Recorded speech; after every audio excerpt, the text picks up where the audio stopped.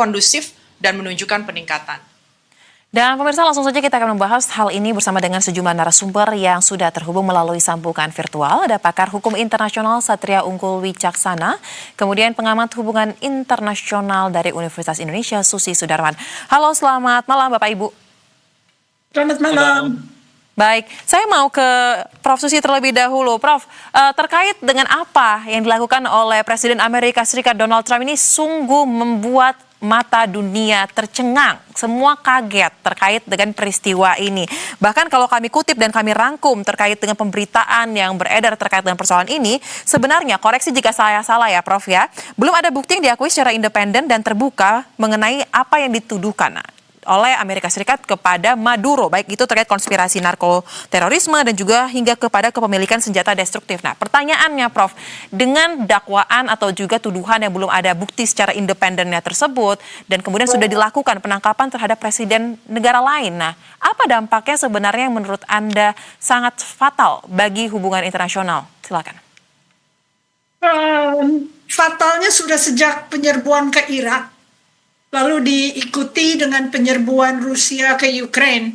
Jadi memang hukum internasional diperlemah secara berangsur-angsur.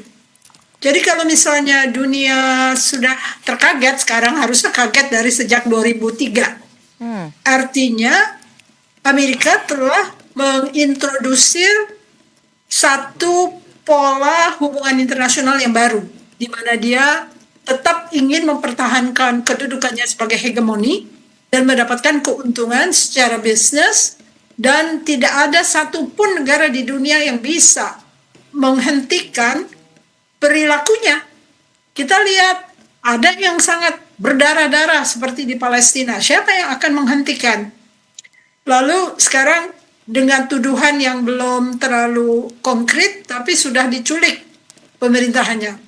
Jadi menurut saya sih ini adalah introduksi kepada Perang Dunia Ketiga dengan kecanggihan teknologi. Tidak mau tidak mau dunia sudah dipertontonkan dengan teater baru, teater peperangan baru, model baru, dan perilaku hubungan internasional yang baru, yaitu tidak peduli lagi dengan batasan-batasan yang ditentukan sebelumnya. Malah katanya setelah Venezuela, Greenland akan dicaplok gitu loh. Jadi kita melihat bahwa ini adalah satu ekspansi kapitalisme yang tertahan oleh kepandaian seluruh dunia sekarang, sehingga dia tidak bisa ekspansif. Lalu dia mencari jalan baru untuk tetap bisa melestarikan upaya kapitalismenya dia di seluruh dunia dengan cara-cara dan kecanggihan teknologi yang baru. Dan ini adalah sebuah teater yang dipertontonkan kepada publik dunia bahwa ini yang akan Anda saksikan untuk selanjutnya. Baik, jadi singkatnya ini merupakan bentuk baru dari upaya ekspansi kapitalisme ya, Prof. Susi ya. Dan ini sudah bisa dilihat sebenarnya bukan karena baru kali ini, tetapi Anda mengamati sejak tahun 2003 bahkan sudah ada pola-pola baru yang terbaca. Dan mungkin ini karena Anda sangat memahami, jadi Anda sudah bisa menebak mungkin ya terkait dengan bagaimana ini arahnya akan kemana dan bentuk apa yang akan terjadi ke depannya. Nah, saya ingin melihatnya lagi, mengajak Anda pemirsa untuk melihat perspektif dari hukum internasionalnya mungkin. Ada Satria Unggul Wicaksana, pakar hukum internasional. Jadi Pak Unggul, kalau dilihat dari hukum internasional sendiri, apakah apa yang dilakukan oleh Trump ini bisa dibenarkan atau benar-benar ini juga hal yang sangat salah melalui kacamata hukum internasional tentunya? Ya, pada piagam PBB sudah sangat jelas ya di pasal 2 ayat 4 dari UN Charter bahwa setiap negara wajib menghormati kedaulatan dan melarang atau bahkan negara harus menahan diri, shall refrain to use of force di dalam upaya untuk mempengaruhi integritas dan independensi dari suatu negara. Ketika kemudian upaya yang dilakukan oleh Presiden Trump dan pasukan Delta Force ini kemudian melakukan abduction atau penculikan terhadap Presiden Maduro, ini tanda tidak lagi terhadap ancaman tetapi serangan serius terhadap hukum internasional. Walaupun tentu kita tahu Presiden Maduro yang berkuasa sejak 2013 ini diasosiasikan dengan pemerintahan yang otoriter, tetapi itu bukan menjadi satu-satunya variabel untuk membuat tindakan yang dilakukan oleh Amerika Serikat sewenang-wenang. Tindakan penculikan ini sekali lagi menghapus batasan-batasan tentang yurisdiksi dan kedaulatan yang ini menjadi dasar batu dasar di dalam bagaimana menjaga ekosistem yang equal atau seimbang di dalam hubungan internasional. Ketika ini semua dirusak, tadi saya sepakat dengan apa yang disampaikan Prof. Susi, ini akan mempengaruhi tatanan dunia dan ini akan menjadi entry point di dalam eskalasi konflik yang lebih besar. Apalagi Trump dalam beberapa waktu terakhir sudah menyampaikan bahwa dia akan mau beroperasi untuk Kolombia, Kuba, dan di beberapa negara lain yang serupa seperti apa yang terjadi di Venezuela. Ini presiden yang menurut banyak pakar hukum internasional sebagai situasi tidak hanya uncertain, tapi ancaman serius terhadap perdamaian dan keamanan internasional. Baik, ada presiden yang berbahaya bagi dunia, khususnya mungkin kalau saya coba untuk rangkum ya, ini negara-negara dengan status negara berkembang. Nah, Prof. Susi, mungkin saat ini dunia masih belum sepenuhnya sadar seperti apa sebenarnya hal-hal yang akan terjadi ke depannya. Tetapi kalau menurut Anda, Prof, apakah masih ada upaya yang bisa coba untuk didorong terkait dengan persoalan ini? Meskipun kita tahu ya karakternya Trump ini sangat berbeda dengan presiden-presiden Amerika Serikat lainnya. Lantas untuk hal ini, apa yang kira-kira bisa dilakukan oleh masyarakat global, masyarakat dunia? Masyarakat global harus mulai sadar pilihan mereka adalah dua. Satu, berdarah-darah seperti Gaza, atau abduction atau penculikan secara sistematis dan praktis Maduro. Jadi ini adalah satu contoh-contoh yang biasa dilakukan oleh negara hegemoni untuk menunjukkan langkah mereka secara strategis dan dibentuk dalam strategi raya mereka. Dan kita harus memahaminya dan mencoba memperbaiki diri, karena memperbaiki diri itu datangnya dari domestik. Kalau domestiknya kacau balau seperti Venezuela, orang kena sanksi yang begitu bertubi-tubi sehingga rakyatnya menjadi miskin, kita sendiri yang kaya sumber daya alam tapi miskin dan tidak adil rakyatnya, harus kita upayakan agar sila kelima, keadilan sosial itu benar-benar berlaku dan pemerintahannya menjadi kompeten. Kalau ada bencana ya segera dilakukan penyelesaian. Jangan membuat manusia Indonesia itu seakan-akan harus memanggil hegemoni untuk ikut campur. Mungkin menculik presidennya. Ya kan ini sebagai example yang benar-benar nyata di depan mata. Kita mau memilih yang mana?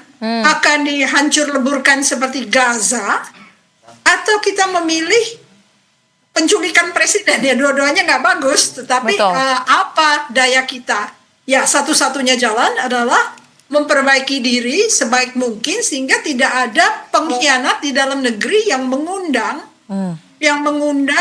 adidaya untuk ikut campur dalam persoalan domestik kita, karena itu yang terjadi di Venezuela. Sebetulnya mudahnya Amerika masuk ke dalam, ada pengkhianatan dari para jenderal dan para prajurit yang sudah enggan menjadi lapar.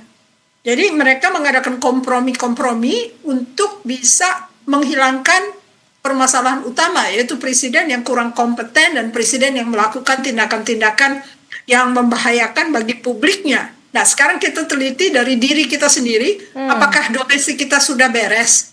Apakah pemerintah kita sudah kompeten? Sehingga tidak ada lagi kemungkinan negara-negara bagian kita menyatakan kemerdekaan. Ini kan satu arena yang sangat nyata ya di Indonesia. Kalau keadilan sosial tidak terwujud dan rakyat dalam bencana tidak ditolong, itu adalah satu tanda bahwa suatu waktu ada pengkhianat yang akan memanggil mereka untuk datang. Baik. Memang ini menjadi pelajaran ya. Bahkan mungkin juga kalau dirunut-runut kepada sejarah yang pernah terjadi, pola ketika ada suatu, dalam tanda kutip ya, pengkhianat dalam suatu negara yang mengundang ada kekuatan adidaya untuk ikut campur, ini sebenarnya sudah pernah terjadi di beberapa negara di Amerika Selatan apalagi ya Prof ya. Dan ini polanya kita lihat lagi. Mungkin pada waktu yang lama itu adalah di Kuba, mungkin sudah sangat lampau. Tetapi sekarang kita lihat lagi mungkin terjadi di Venezuela. Nah, untuk di saat ini, begini, Pak Unggul, kira-kira apakah terkait dengan pembelaan ataupun dengan alasan Amerika Serikat melakukan tindakan ini sebagai bagian dari upaya penegakan hukum ini bisa dibenarkan dalam pelanggaran kedaulatan negara lain, dan bagaimana pengadilan internasional bisa melihat terkait dengan hal ini? Ya, alasan narkoterorisme yang kalau kita rujuk ya di dalam Konvensi Palermo tahun 2000 atau kita kenal sebagai UNTOC itu tidak memberikan kewenangan ya yang mutlak kepada suatu negara untuk bersifat ekstrateritorial dalam menjalankan kewenangannya. Amerika tentu tidak punya dasar hukum internasional di dalam menindak orang atau wilayah lain kepada wilayah lain. Terlebih ini adalah presiden dari negara yang berdaulat. Artinya bahwa isu-isu tentang narkoterorisme itu sebenarnya kalau mau di dalam kerangka hukum internasional dia harus dalam frame bagaimana kerjasama internasional dalam penindakannya kalau itu benar-benar kasusnya adalah narkoterorisme.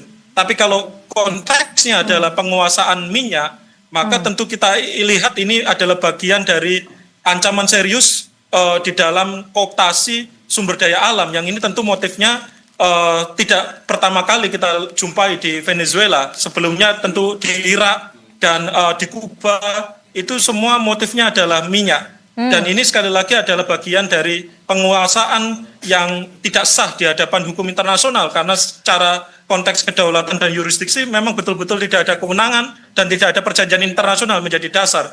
Dengan cara kekerasan ini menjadi suatu hal yang tidak dapat di-excuse atau diberikan pemaaf. Apalagi kemudian ini justru menjadi entry point jika masyarakat internasional saat ini terbelah. Baik. Ada yang mendukung Trump di satu sisi dan ada yang kemudian menolak betul-betul apa yang terjadi dengan Nicolas Maduro. Tetapi kalau ini menjadi presiden, maka peristiwa-peristiwa serupa akan terjadi lagi di kemudian hari.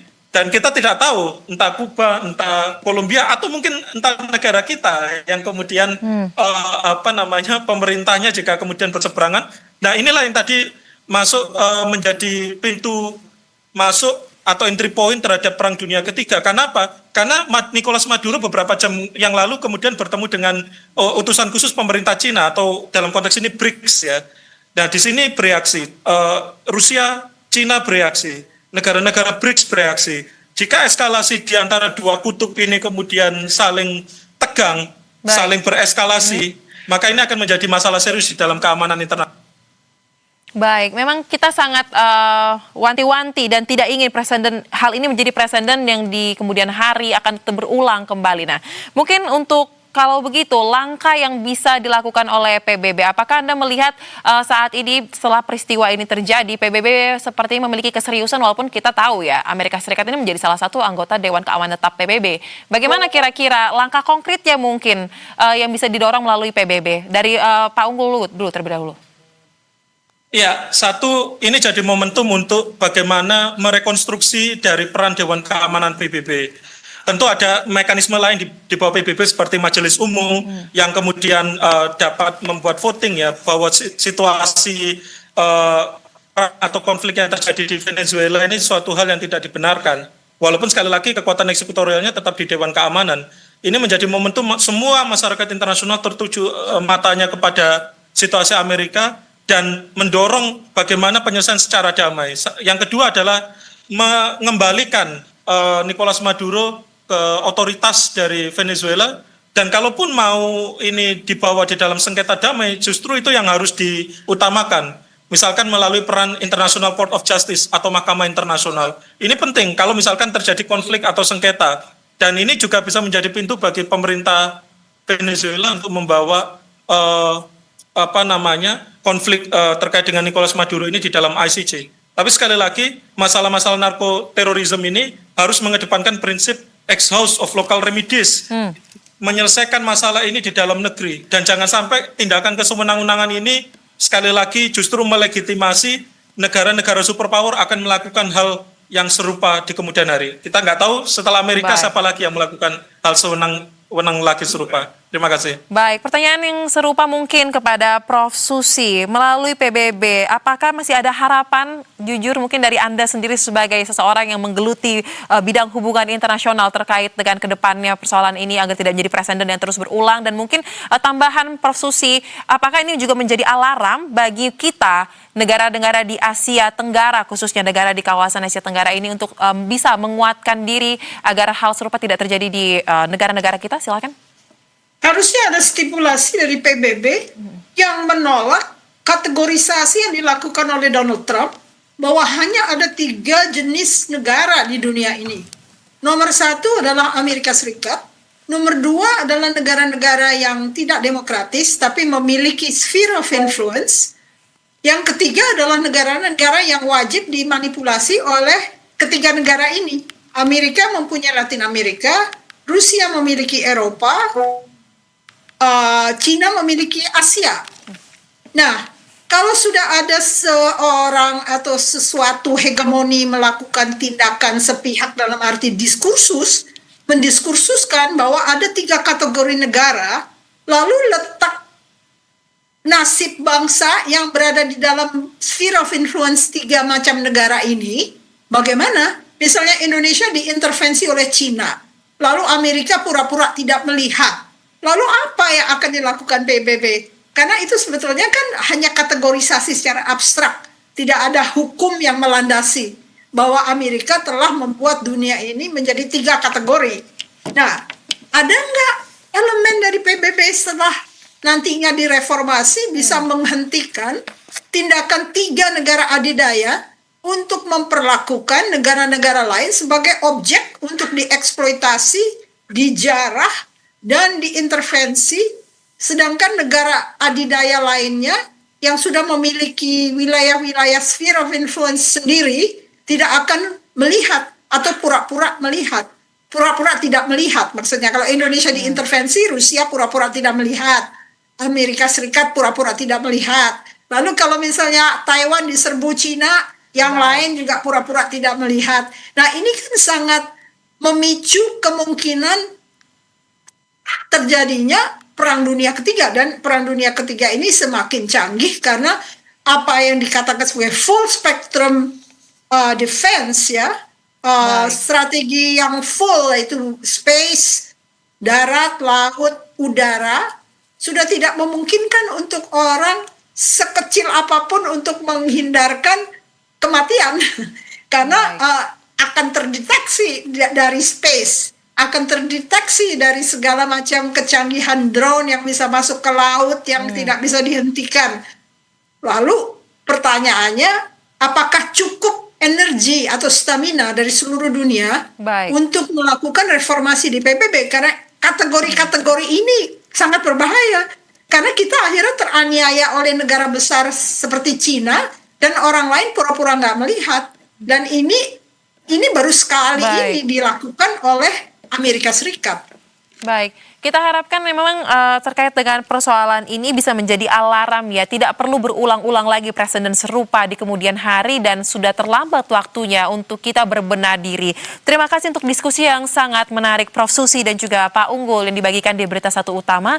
Salam sehat, selamat kembali beraktivitas. Sehat. Terima kasih. Salam.